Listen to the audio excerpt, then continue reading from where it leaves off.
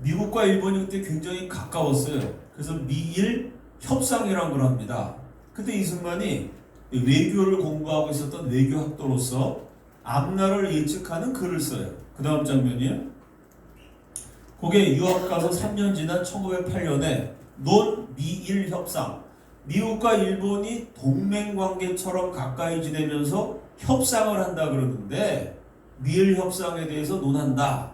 뭐라고 썼냐면 미일 간의 관계를 정돈시킬 것은 붓이 아니요 칼인 줄 믿는 바며 미국과 일본이 붓대를 올려서 협상을 한다 그러지만 미국과 일본 관계는 결국 칼 들고 한판 승부를 벌일 수밖에 없다. 미일 협상이 아니라 언젠가는 미일 전쟁을 하게 된다. 미국과 일본이 전쟁한다는 예언을 사실은 한성 감옥에 가 있던 1900년에 감옥에서 처음 일기장에다가 써요. 미국과 일본이 언젠가 전쟁할 것 같다. 나중에 전쟁을 했나요, 안 했나요? 태평양 전쟁이 1941년에 일어나죠. 그거를 25살 이승만이 감옥에서 선교사들이 갖다 준 온갖 책을 연구해 봤더니 미국과 일본은 전쟁할 수밖에 없다. 25살 때 40년 후에 일어날 전쟁을 예측을 했으니까 얼마나 뛰어난 천재인지 알 수 있죠. 25살에 개인 의견으로 썼어요. 그리고 1908년에는 그 의견을 조선 사람들이 보는 신문에 발표를 한 겁니다. 이민자들 신문에 결국은 전쟁이 난다. 그러니까 혼자 의견이었는데 미국 유학 가서 공부를 해봤더니 아 진짜 전쟁이 난다라는 확신을 갖게 된 거죠. 왜 전쟁이 일어나느냐? 20세기는 태평양 시대라. 태평양의 패권을 놓고 인류의 역사를 보면 다 바다의 패권을 놓고 싸우거든요. 지중해의 패권을 놓고 포에니 전쟁. 한니발 장군 들어봤죠? 알프스 산맥을 코끼리를 몰고 넘었다는 그 한니발 장군이 싸웠던 포에니 전쟁은 지중해의 패권을 놓고 로마와 카르타고가 싸웠어요. 나중에 대서양의 패권을 놓고 스페인의 무적 함대라고 들어봤죠? 스페인하고 영국이 싸웠어요. 이 바다의 패권을 놓고 초강대국끼리 한판 승부를 벌여온 게 인류 역사다. 태평양의 패권을 놓고는 동서양편, 태평양 동쪽의 미국, 서쪽의 일본 두 나라가 새로 일어남에 각각 세력을 확장해서 결국 태평양 한복판에서 싸우게 된다. 나중에 진짜 미국과 일본의 전쟁을 태평양 전쟁이라고 부르죠. 그 전쟁 이름까지 예측한 태평양 전쟁이 일어나기 33년 전에 가난한 조선 사람들이 보는 신문에 유학생 이승만이 이런 글을 썼습니다. 유학하면서 국제 정세를 보는 아주 전문가적 식견을 길렀다는 증거죠. 동시에 이승만의 유학 생활이 우리 민족에게 엄청난 축복이 됐는데 왜 그러냐면 미국 최고의 사람들을 친구로 사귀어요. 그러니까 미국 역사상 가장 뛰어난 사람들하고 인맥을 형성해. 그 사람들이 다 이승만의 실력과 인격과 신앙에 감화를 받아서 열렬한 이승만의 팬이 됩니다. 뭐 그런 사람이 한둘이 아닌데 대표적인 인물. 그 다음 장면이요. 자, 요게 일반인들 사용하지 않고 미국의 금융기관에만 사용하던 특수 지폐예요. 이 지폐가 무려 10만 달러짜리 지폐입니다. 10만 달러. 이 당시 1934년에 발행된 지폐인데 이 당시 10만 달러가 지금 한 250만 달러고요. 요게 36억 원이에요. 종이 한 조각이 우리나라 1,000원짜리 똑같은 1,000원짜리만한 지폐가 36억 원짜리 지폐입니다. 36억 원. 어마어마한 돈이죠. 36억 원짜리 지폐에 사진이 실린 분. 뭔가 대단한 사람 아니겠어요? 그 다음 장면이요. 그 사람이 누군가 하면 미국 28대 대통령이 되는 우드로 윌슨이에요. 요 우드로 윌슨의 둘째 딸이 이승만을 짝사랑해요. 그 우드로 윌슨하고 이승만하고 어떻게 연결이 되느냐? 이분이 대통령 되기 전에 프린스턴 대학교 교수였는데 그때 이 교수가 아꼈던 제자가 이승만이니까 그러니까 이승만의 박사학위 논문 지도 교수였어요. 우드로 윌슨 박사 교수가 마지막으로 논문 심사를 하고 이 학생에게 박사학위를 줘라 라고 마지막 심사를 끝내고 사표를 낸 다음에 정치인이 돼갖고 대통령이 돼요. 우드로 윌슨이 마지막 논문 심사했던 제자가 이승만이었어요. 그러니까 미국의 36억 원짜리 지폐에 올라가는 그 교수의 그 마지막 제자였고 그 교수 딸이 짝사랑했던 이승만이 얼마나 미국의 아주 지도자들하고 가까운지를 보여주는 증거죠. 그 다음 장면이요. 지금도 여러분이 미국 수도 워싱턴에 비행기를 타고 가면 저기 내립니다. 덜레스 국제공항. 미국 수도를 대표하는 공항의 이름이 덜레스예요. 이 덜레스가 뭐냐면 미국 역사상 가장 위대한 국무장관 꼽으면 1등 아니면 2등으로 꼽힌 사람이 존 포스터 덜레스. 위대한 국무장관입니다. 미국은 국무장관이 외교를 하는 사람이거든요. 그 사람이 얼마나 위대한지 그 사람 업적을 기리기 위해서 지금도 미국 대통령 만나러 가는 전 세계 모든 지도자들이 저 공항으로 가요. 이 존 포스터 덜레스가 이승만의 친구, 이승만의 학부, 대학교 친구고 동시에 박사과정 친구예요. 둘도 없는 절친이었습니다. 존 포스터 덜레스가 결국 친구인 이승만을 만나러 와서 오늘날까지 대한민국을 지켜주는 중요한 협정에 사인을 합니다. 그 다음 장면이요. 그게 뭐냐면 한미동맹입니다. 지금 미국이 한국 지켜주죠? 그 한미동맹을 맺으러 와서 사인을 했던 미국 국무장관이 누구냐? 이승만의 동창생 존 포스터 덜레스. 그래서 덜레스가 사인하고 뒤에 이승만이 지켜보고 있죠. 이승만의 친구예요. 워싱턴 공항 이름 붙은 사람이. 그 다음 장면이요. 이분은 그 유명한 메가더, 이승만의 소울메이트라고 할 수 있는 가장 절친했던, 지금도 역시 미국 사람들에게 가장 위대한 장군이 누구냐? 설문조사 한국은 1등이 이순신 장군 뭐 이렇겠죠? 미국은 1등이 메가더예요. 그러니까 미국 역사상 제일 위대한 국무장관 1등하는 존 포스터 덜레스, 36억 원짜리 지폐에 나오는 우드로 윌슨, 제일 위대한 장군 메가더, 다 이승만하고 너무 가까웠어요. 이런 미국 최고의 인재들하고, 이건 뭐 그 시대뿐만 아니라 지금까지도 올타임 넘버 원이라고 할 수 있는 위대한 인물들하고 친구처럼 교류하면서 이 사람들에게 끊임없이 한국에 대해서 알리고 한국을 위해서 기도하게 만들었다.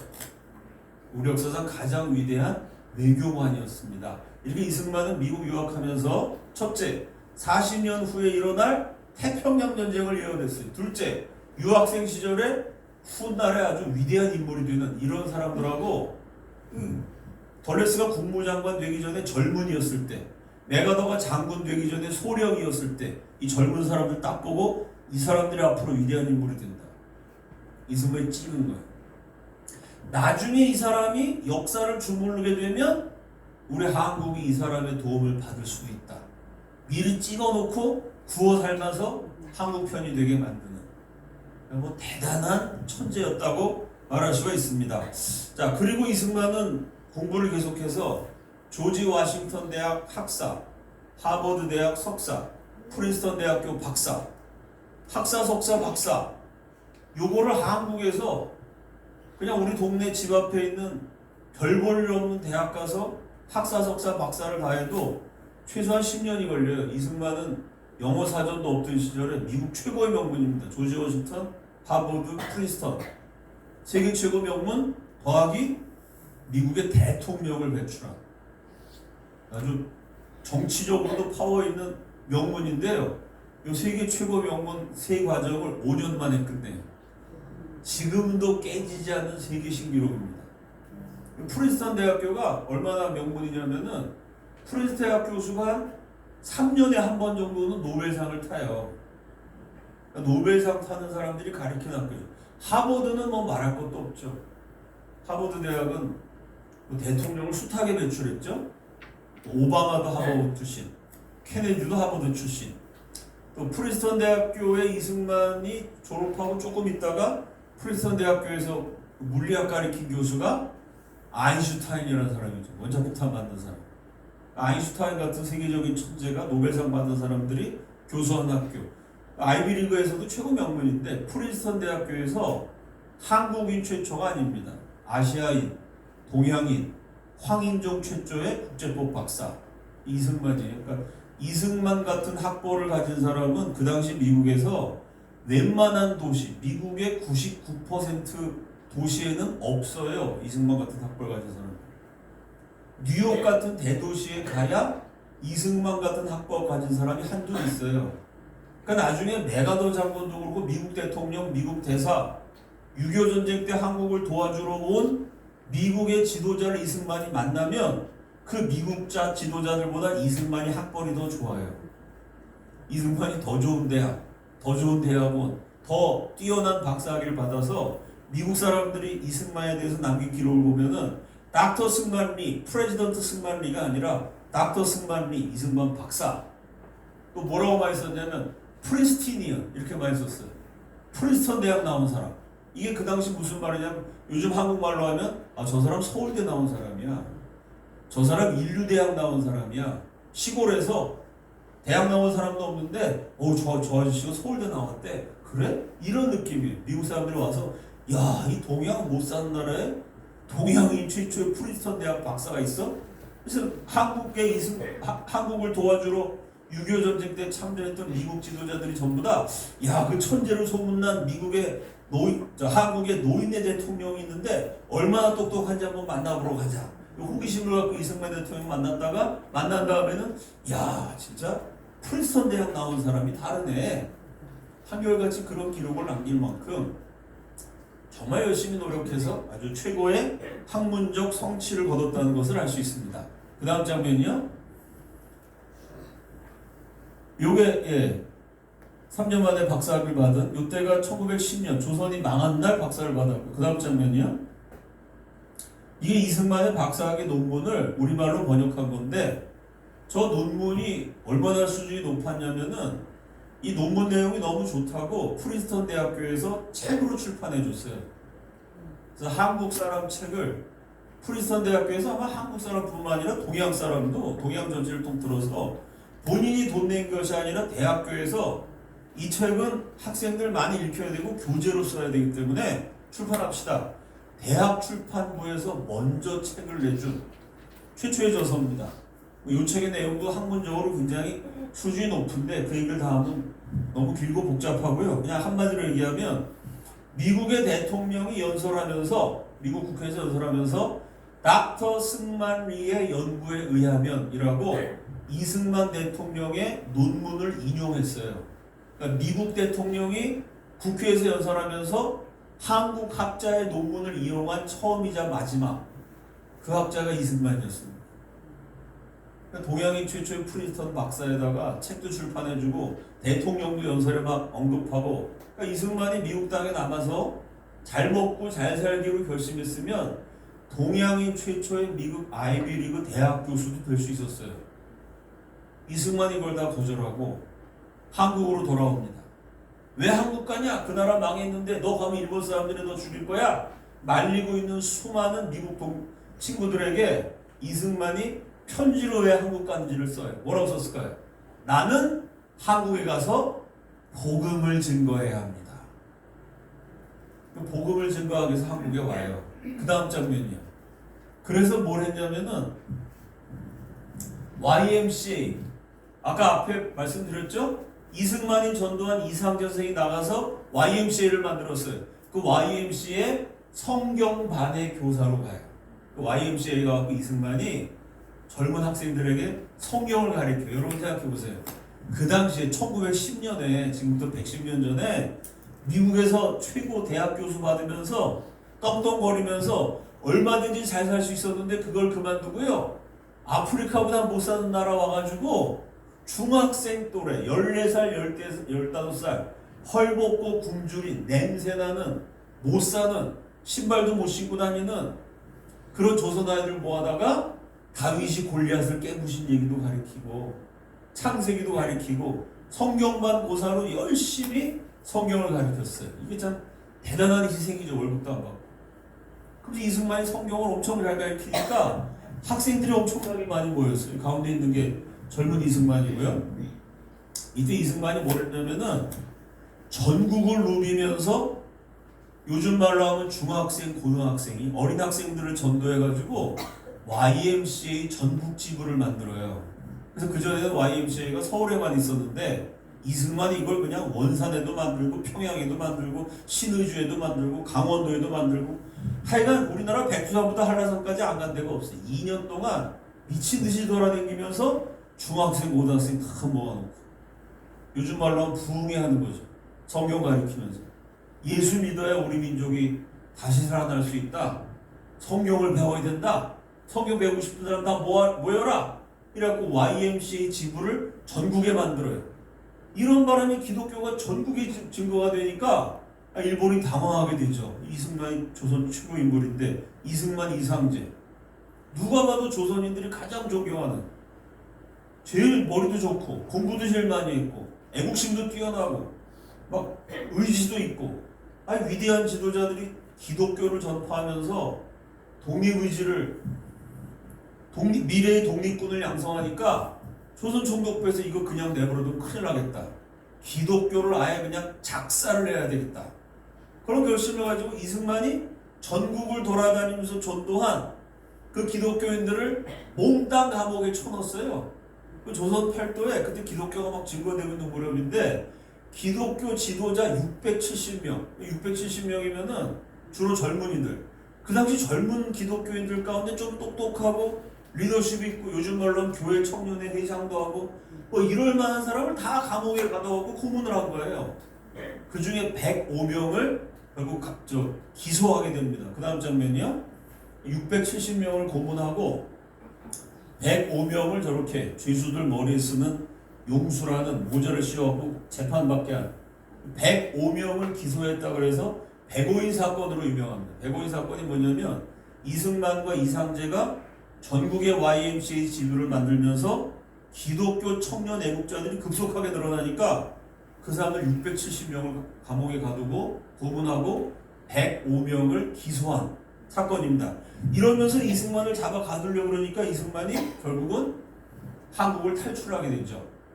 그래서 1912년에 탈출해서 1945년 해방 맞아서 돌아오기까지 33년 동안 기나긴 망명 생활을 합니다. 그래서 이승만이 한국 땅에서 일본이 죽이라 해서 쫓겨난 거죠. 결국 망명하니까 이승만이 미국에 왔어? 그럼 내가 만나야지 라고 이승만을 부른 사람이 있어요. 누굴까요? 2년 전에 이승만의 박사학위 논문을 지도했던 우드로 윌슨. 이승만의 논문을 지도해주고 이승만은 박사 받고 조선에 가서 복음 전파 독립운동을 했고 우드로 윌슨은 그때 정치인이 돼가지고 대통령 선거 나가려고 막 준비했어요. 이 정치인이 된 우드로 윌슨이 자기 제자였던 이승만을 다시 불러요. 두 사람이 토론을 하는데 그 전부터 계속했던 얘기가 그 자리에서 확인이 됩니다. 그 다음 장면이요. 그게 뭐냐면 이승만은 우드로 윌슨한테 미국이 기독교 국가 아닙니까? 기독교 믿는 미국을 하나님이 이렇게 부강하게 만들어줬으면 그 하나님의 축복을 가지고 미국 혼자 갖고 있는 건 잘못된 겁니다. 하나님의 축복을 가난하고 굶주린 고통당하는 백성들과 나눠야 됩니다. 그게 뭐냐? 약소민족 해방론이에요. 다른 강대국들은 약한 나라를 괴롭히고 못살게 굴고 뺐지만 기독교 미국은 약한 나라 도와주고 독립시켜주고 해방시켜주고 이렇게 남을 섬기는 자가 되어야 합니다. 그게 미국의 사명입니다. 라고 이승만이 약소민족 해방론을 우드로 윌슨을 만날 때마다 주장을 했어요. 대학 교수 시절에도 우드로 윌슨이 네 말이 맞다. 정치인이 된 다음에 이승만의 말을 듣고 맞다. 나도 그래서 미국이 앞으로 그런 일을 하려고 한다. 그러면서 이승만이 했던 내용과 똑같은 내용인데 우드로 윌슨은 이름을 뭐라고 바꿨냐면 민족 자결권. 우리 미국이 약소민족을 해방시켜준다. 이렇게 얘기하면 전 세계 약소민족이 다 도와달라고 그러니까 미국 입장이 곤란해지잖아요. 그러니까 뭐라고 얘기했냐면 자기 민족의 운명은 그 나라가 스스로 결정할 수 있도록 해야 된다. 다시 말해서 힘 있는 나라가 힘없는 나라를 짓눌러서 내 말을 들어 라고 강요하면 안 된다.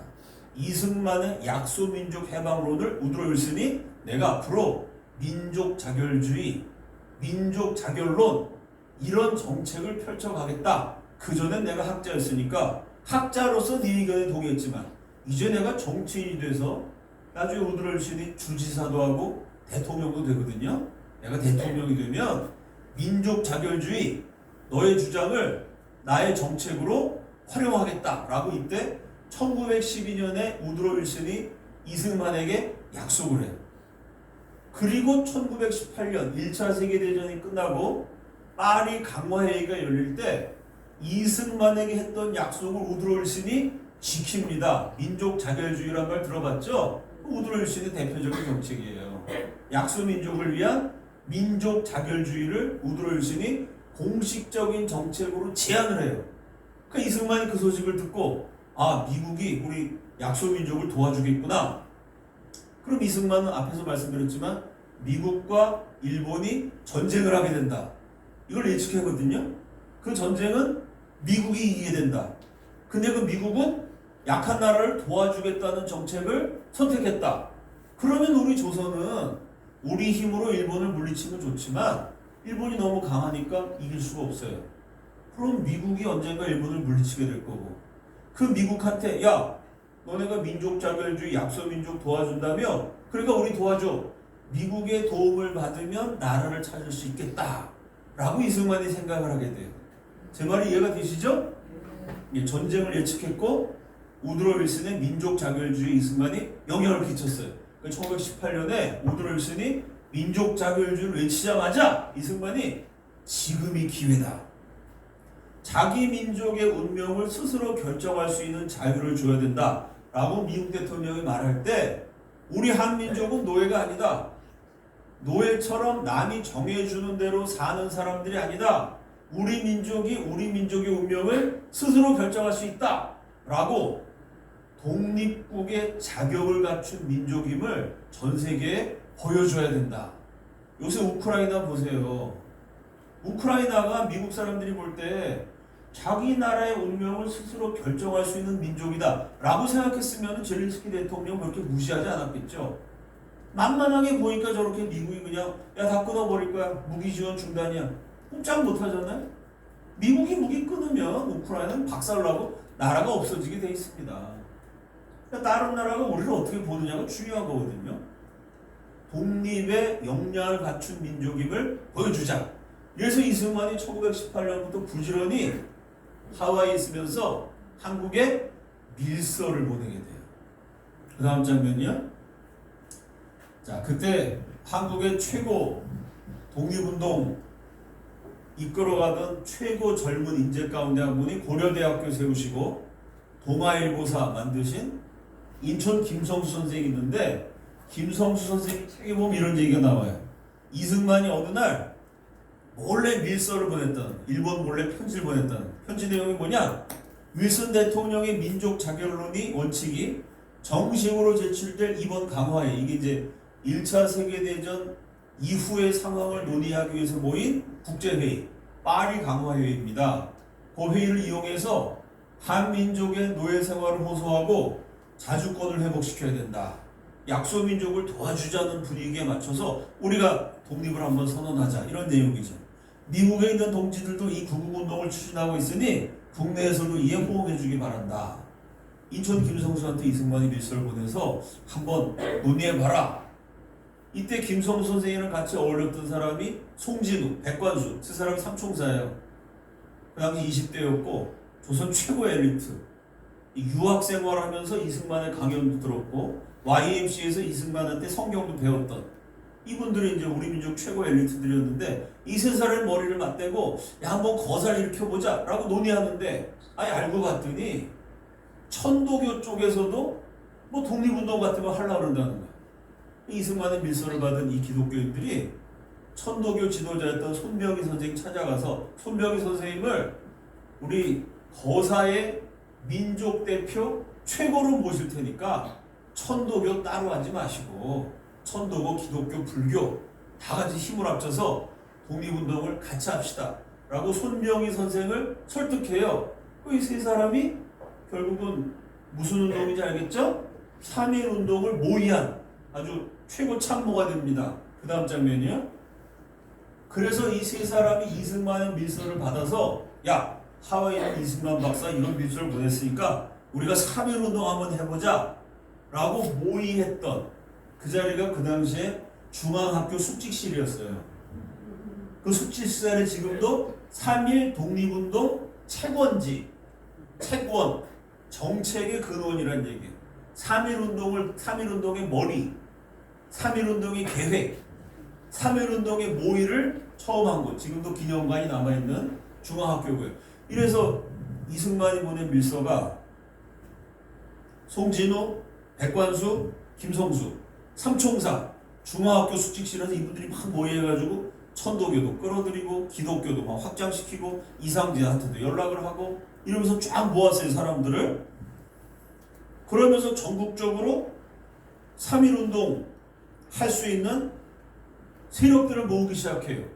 이래 결국 3월 1일 날 일본 몰래 의논해갖고 3월 1일 되면 전국에서 일시에 만세운동을 일으키자. 이래도 진짜 3월 1일이 됐더니 남한 북한 할 것 없이 전국에서 사람들이 갑자기 태극기를 들고 나와서 독립만세를 부르는 거예요. 이때 3.1운동에 앞장섰던 선봉대가 누구였을까요? 이승만이 밀서를 보내고 그 밀서를 전국에 퍼뜨렸더니 그 밀서를 받고 호응했던 사람이 누구냐면은 그 다음 장면 앞에 말씀드린 YMCA입니다. 그러니까 이승만이 미국에서 박사학위를 받고 한국에 돌아와서 전국에 YMCA 지부를 세웠다는 말씀드렸죠? 그때 이승만이 전국에 세운 YMCA 지부의 학생들이 야 우리 가르쳐주고 우리한테 복음 증거해주고 우리한테 성경 가르쳐줬던 이승만 박사님이 3.1운동을 계획하셨어. 우리도 같이 일으켜보자. 이승만이 길러낸 전국의 제자들, 전국의 YMCA 지부가 3.1운동의 선봉대 역할을 해요. 어떻게 선봉대가 가능했을까요? 이 YMCA는 젊은 학생들이었기 때문에. 중학생, 고등학생, 그 다음 요즘 말로 하면 청소년인데 그때는 청년이라고 그랬어요. 이 젊은이들이, 젊은 사람들 아무래도 행동력이 있잖아요. 앞장서서 독립만세운동을 부르게 되고 이승만의 밀서가 전국에 어디까지 퍼져 있느냐 그걸 보여주는 증거가 있어요. 그 다음 장면이요. 이분이 이명신 선생인데 이분이요 대단하신 분이에요. 우리나라 5,000년 역사상 처음으로 여자가 장관을 하신 분이에요. 조선시대는 여자가 뭐 판서, 요즘 지금은 장관, 그때는 판서라고 했는데 여자가 판서한다는 건 상상도 못했어요. 근데 대한민국 건국하면서 이승만 대통령이 여자를 장관으로 세웠어요. 이게 대단한 혁명입니다. 여자인데 처음 장관하신 이명신 선생이신데 승당 이명신 여사, 독실한 기독교인이었고 이분이 세운 학교가 지금도 있어요. 중앙대학교. 알고 있죠 여러분? 중앙대학교 세우신 분이에요. 그러니까 이승만의 제자들이 얼마나 뛰어난 인물이 되는지 아시겠죠? 이승만이 밀서를 보낸 김성수는 고려대학교를 세웠어요. 그 밀서를 지방에서 받은 이명신은 나중에 중앙대학교를 세웠어요. 그러니까 이승만이 독립운동 같이 하자. 그래서 성경을 가르쳤던 젊은이들이 나중에 지금도 남아있는 대한민국의 명문대학 세우는 아주 거물들로 자라난 것입니다. 이 승당 이명신 여사가 이때 한 20대 초반이었는데요. 저 전라북도 전주 지역의 교사로 내려갔어요. 그래서 뭘 했냐면 제가 앞 시간에 말씀드렸죠. 독립지사들이 한성과목 출신 40명이 전국에 흩어져서 첫째 뭘 했다고요? 교회를 세우고 둘째 독립운동을 했다고.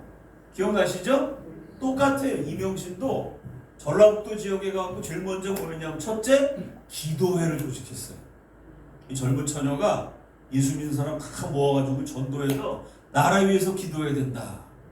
구국기도회를 하면서 독립운동을 해서 뭔가를 열심히 하고 있는데 어느 날 서울에서 웬 이상한 행사 하나가 왔다는 거예요. 보니까 하루는 서울에서 온 행사 하나가 집에 왔다. 전라도까지 서울에서 누가 내려온 거야. 그가 보따리를 풀었을 때 나는 밑에 삐라가 있는 것을 보았다. 아니 물건 팔러 돌아다니는 외판원 행상인 줄 알았는데 보따리 밑에 삐라가 있는 거야. 일본 사람 몰래 조선 독립 만세 이런 몰래 보내는 삐라야. 아 삐라를 딱 보고 뭐라고 얘기했느냐. 암호야 암호. 이승만 박사 이렇게 딱 얘기했더니 라는 이름을 슬쩍 던지는 순간 그의 눈이 빛나는 것을 보았다. 이승만 박사를 했더니 그 사람 이승만을 아는 사람이야? 그러면 3.1운동 같이 해도 되겠네? 그러고 정보를 줬다는 거야. 우리는 이승만 박사로부터 이런 메시지를 받았다. 미국의 윌슨 대통령이 세계 평화를 위하여 14조문을 선언하였다. 그중 한 조문이 민족 자결권이다. 이래서 이승만이 보낸 밀서가 이게 서울로 보냈는데 그게 전국에 퍼져서 전라도 땅까지 내려가고 이때부터 이명신 여사가 뭐 하느냐? 부랴부랴 몰래 태극기를 열심히 그려요. 그래서 몰래 감추고 있다가 3.1운동이 터졌을 때 전라도 지역의 만세운동을 이끌어간 지도자가 이명신 여사입니다. 이런 식으로 이승만이 해외에서 보낸 밀서에 의해서 3.1운동이 전국에 번져나가게 되죠. 그 다음 장면이요. 이렇게 3.1운동이 터지고 3.1운동 이후에 우리가 나라를 되찾지는 못했지만 임시정부라도 만들자. 1919년 3.1운동 이후에 임시정부가 만들어지죠. 그 다음 장면이. 그래서 이승만이 임시정부 초대 대통령으로 선출이 됩니다. 자, 이 임시정부 대통령이 된 이승만이, 그러니까 요 이전까지는 이승만은 정치인은 아니었어요.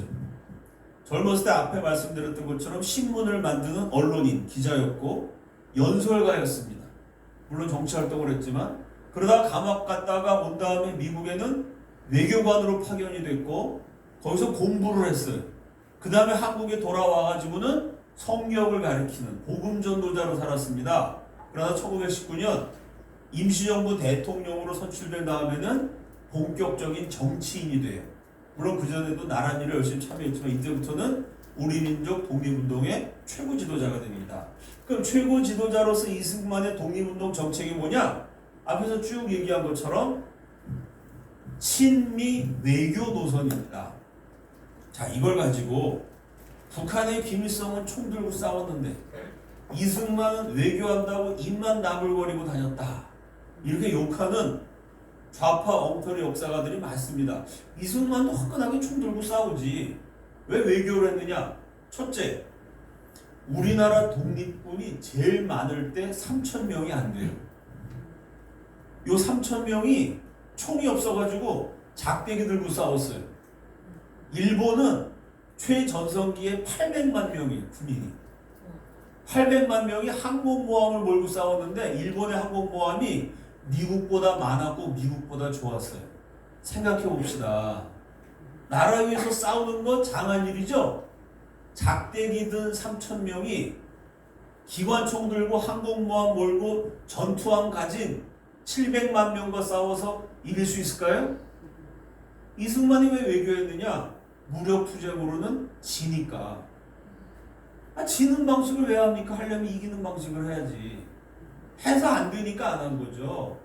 또 하나의 이유가 뭐냐면은 우리 독립군이 절대적으로 약한데 그 가운데 일본을 이겼던 적이 딱 2번 있어요. 대부분 다 지고 그냥 학살당하고 끝났는데요.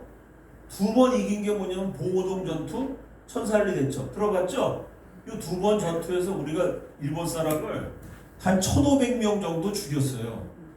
우리가 대단한 승리를 거둔 거예요. 그죠? 그 다음에 일본 사람은 어떻게 했느냐? 그 봉오동 전투와 청산리 대첩에 싸웠던 우리나라 독립군이 활동했던 지역에 사는 한국 사람의 집을 3,500채를 불태웠어요.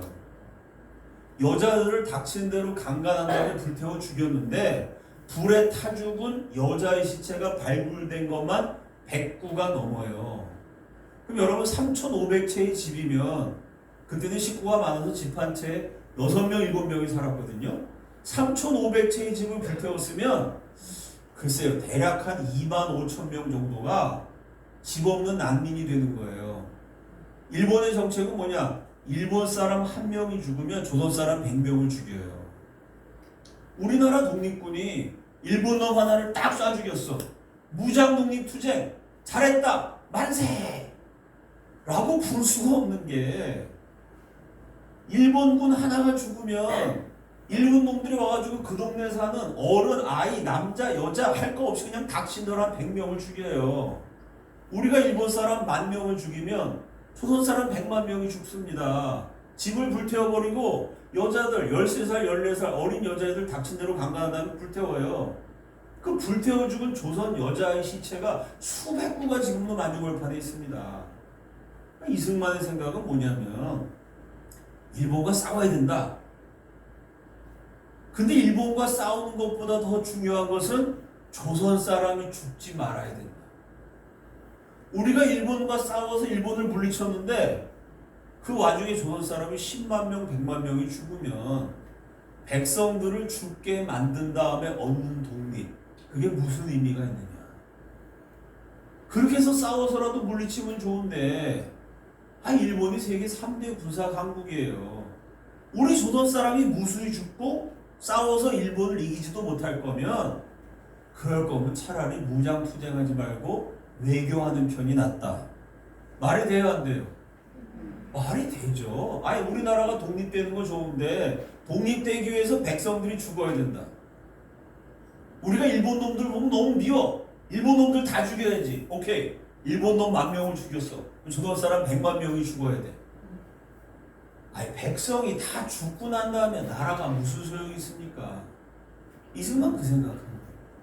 그러니까 하나님이 언젠가 독립을 주실 테니까 중요한 건 뭐냐? 하나님이 독립을 주셨는데 그때 다 죽고 없어. 그건 독립이 아니라는 거예요. 하나님이 독립을 주실 때까지 어떻게든지 우리 민족은 살아남아야 된다. 한국 사람 죽으면 안 된다. 이 기독교적 생명 존중하는 사상입니다. 그래서 무장투쟁 운동을 반대하고 외교 노선을 한 거예요.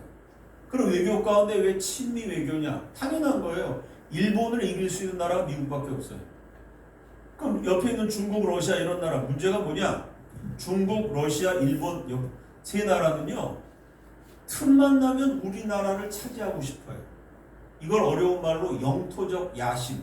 한국에 대한 영토적 야심이 있어요. 일본도 독도가 자기네 땅이라고 그러잖아요. 중국에서도 뭐 동북공정이라고 고구려가 원래 중국 나라였다. 막 한국을 집어삼키려고. 러시아는 우리나라 점령하려고 러일 전쟁까지 일으켰고. 그러니까 우리나라 옆에 있는 강대국들은 어떻게든지 조선 땅을 차지하고 싶어요. 근데 미국은 미국 땅이 무지하게 넓어요. 사람 안 사는 데가 무지 많고 거기 석유 천연가스 막 콸콸 나와요. 미국은 자기네 나라에 땅이 너무 많기 때문에 그 땅을 개발하기도 바빠서 석유도 안 나오고 가스도 안 나오는 한국을 차지하고 싶은 마음이 없죠. 미국 땅이 더 좋은데 뭘 여기 갖겠어요. 우리나라를 점령할 욕심이 없는, 동시에 일본을 이길 수 있는, 거기다가 우리가 본받고 싶은 기독교 민주주의 국가, 이게 미국이기 때문에 미국의 도움을 받으면 미국이 일본을 패망시킨 다음에 한국을 식민지로 삼는 일은 없을 거다. 왜? 자기네 나라에 석유가 콸콸 나고 가스가 묻혀있고 그 땅이 널려있는데 뭐하러 석유도 안 나오는 한국을 차지합니까? 한국 다스리는 게 돈이 더 많이 들지. 이해가 되시죠? 그래서 이승만은 우리 힘으로 일본하고 싸우다가 학살당하고 죽을 필요 없다. 때를 기다리자. 어떻게든지 살아남아야 된다. 언젠가 하나님이 독립을 주신다. 그때까지 공부 열심히 하고 예수 열심히 믿고, 그래서 이승만은 미국의 50개 주를 돌아다니면서 끊임없이 한국에 더 많은 선교사를 보내주십시오. 한국에 더 많은 교회를 세워주십시오. 한국에 더 널리 복음을 증거해 주십시오. 끊임없이 선교사를 보내달라고 간청해요. 이승만의 요청을 받아가지고 미국의 부자들이 앞을 다투어 한국에 헌금을 하고, 여러분 지금 대한민국이에요. 명문대학교, 연세대학교, 이화여자대학교, 대부분 명문대학교 출발이 미국 선교사들이 세워준 학교입니다. 한국의 동네마다 지금 병원이 많죠. 세브란스 대학교부터 시작해서 지역마다 한국에 처음 병원을 세워준 게 미국 사람들 헌금이에요. 그게 어떻게 가능했느냐? 이승만이 돌아다니면서 미국으로 하여금 한국을 도와달라고. 왜? 언젠가 하나님이 독립을 주실 테니까 그때까지 한국 사람들, 우리가 돈이 없으니까 미국 돈으로 세워준 교회 가서 열심히 예수 믿고 미국 사람들이 병원 세워주면 치료도 받고, 그러다가 독립이 된다 하면은 그다음부터 우리가 미국 도움 받을 필요 없죠. 우리가 전 세계에 복음도 증거하고 학교도 세워주고 병원도 만들어주고 우리가 받은 만큼 섬겨주는 기독교 국가가 되면 된다. 이런 생각을 미국에 있을 때부터 한 겁니다. 이래서 친미 외교로 독립운동을 펼쳤어요. 그리고 이승만이 미국 사람들한테 설득하기는, 그러면 한국은 가만히 있는데 미국이 복음도 증거해주고 병원도 세워주고 우리는 받기만 하고 미국은 주기만 하네? 그럼 미국은 손해냐? 그게 아니라는 거예요. 이승만 얘기는 뭐냐? 앞에 얘기했던 논미일 협상에 나온 논리 그대로예요. 일본이 점점 세져서 조선을 삼켰어요. 그리고 멈출 거냐? 멈추지 않는다는 거 이승만이. 요 일본이 조금 있으면 만주를 칠 거다. 그 다음에는 중국을 친다. 그 일본이 조선, 만주, 일본을 다 조선, 만주, 중국을 다 삼킨 다음에 일본은 태평양으로 진출해서 미국을 공격하게 된다. 그러면 일본하고 싸우다가 미국 젊은이들 수십만 명이 죽게 돼요. 미국한테 얘기한 거야. 지금 미국이 가만히 있으면 일본이 지금은 조선만 먹었지만 조금 있으면 만주를 먹을 거고 그 다음은 중국이고 결국은 일본인의 손에 의해 미국의 아들들 수십만 명이 죽게 된다. 미국한테 엄청난 타격을 주게 된다. 그럼 미국 젊은이들 살릴 수 있는 방법이 뭐냐? 그게 대한의 독립이다. 이 얘기예요.